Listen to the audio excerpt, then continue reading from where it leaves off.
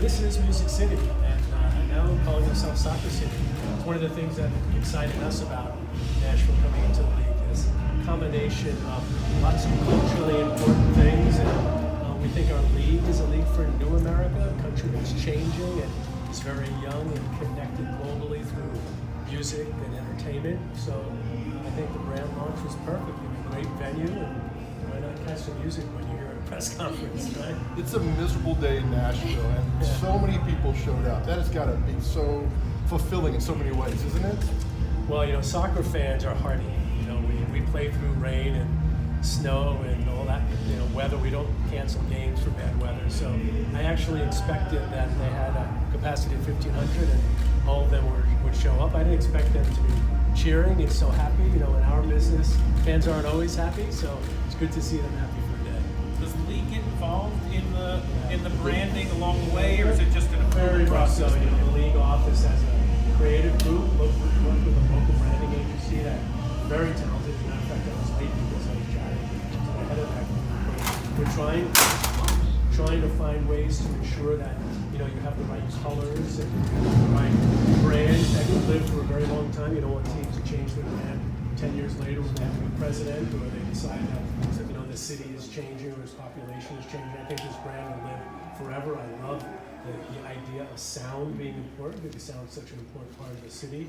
You think about all those lines, it's almost like a pulsing movement. You can think about that on an LED board, you can think about that going on in the stadium. I think they do think they have international brand opportunity here, and this brand, I think, will deliver that. And you like the traditional soccer names too, as Ian mentioned? I personally do. I'd rather have a name that sort of speaks soccer, separates us from the other clubs here in town. I will say that the football team and the hockey team were very supportive from the first day we came here even to today. I think there's a view that the sports industry wants to raise the profile of Nashville as the city that it is. Important for guys and lots of international exposure opportunities. Why is that important? That the other pro sports teams in town support you guys? I think you want to have a city that believes in the partners that can come together to raise the profile of the city. Nashville's a small town that is punching way above its weight in so many different things. It had a Stanley Cup NHL team. By the way, it's hosting the U.S. Soccer annual meeting next year. There'll be 1,000 soccer people from all over the country that will come here to Nashville just in I think it's the third week in February of 2020. There's so many important things happening here with corporations, and the fact that we're all partners together to raise the profile of the city, I think, is very positive. You mentioned that the stadium deal is such an important part of this. What is it that's so important about having soccer-specific stadiums rather than sharing, for especially a new expansion club? We very much want to have facilities that can be almost icons in the community, that could be the home of a club for its fans and its players for a generation. We started as tenants in large football stadiums, and then we realized pretty quickly that wasn't working. And now on our 20th soccer stadium this year, there'll be 25 or 26 over the next 5, 6, 7 years. That's many billions and billions of dollars of investment to create our own sort of specific homes that ultimately celebrate the sport the way it's meant to be showcased. Did you keep tabs with the kind of stadium battle as it went along here? Very much so. I'm pleased that I think it's behind us. Along the lines of the stadium, because this all goes into it, how important is it for when a new franchise like this comes about, because it's going to continue to grow the sport of soccer, for them to have that big following in a city like this? Well, the following surprised me. Every time we have these announcements, they seem to get bigger and bigger. Fans are really knowledgeable. One of them, shouted out some very obscure player issue that was going on, and I kind of turned around and said, man, you guys really are following this closely. They're a passionate group, and I think whether it's here or any of the other cities that are coming into the league, Cincinnati this year, Miami, along with Nashville, and many cities in the years to come, there's a soccer culture that's been born in our country in a very short period of time, and it's living here. You guys have seen the passion in that audience. Every kind of surprised me and kind of warmed my heart a little bit. You mentioned the league working with a local agency on the branding. Do you know what agency? Yeah, I do. Somebody will be able to tell you. Sorry, I'll follow up. And so can you tell me a little more about that process? Yeah, the league is, all leagues, not just Major League Soccer, are very involved in the creation and management of a brand intellectual property.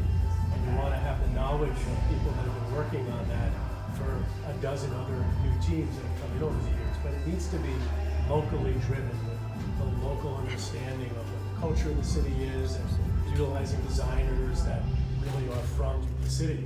And the team and its ownership and Ian Newman were very involved in that process. The league is sort of there in many ways, almost like a conductor, as opposed to the actual folks doing the work.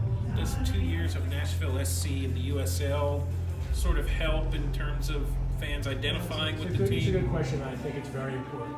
Atlanta was a smashing success. They also had more than 2 years to sort of, from the time they were announced, to get going. We had that with LAFC that came on and had many, many years of building up its brand, getting its staff together. When you have a USL team, you kind of can put on all the, use all the training programs, get the technical staff in place, figure out what players you want, get your ticket sellers and all your front office people up and going. And then it's, they're running down the highway. Now you're just putting the accelerator on. You mentioned Atlanta. Obviously, they started with a guy who had Premier League experience as their CEO. Nashville has the same thing. Do you see that as maybe the next evolution in this league? No, I really don't. I spent some time with Gary when I was, in the hospitality room. He's got a great vision for the club. He won a championship in Major League Soccer in 2009. He's got international experience. I think each team needs to find the coach, technical people that make sense for them. In Atlanta, they wanted to have a guy with, international experience at that level, but Tata did a great job, and I'm confident, hopeful that Gary will do a great job as well.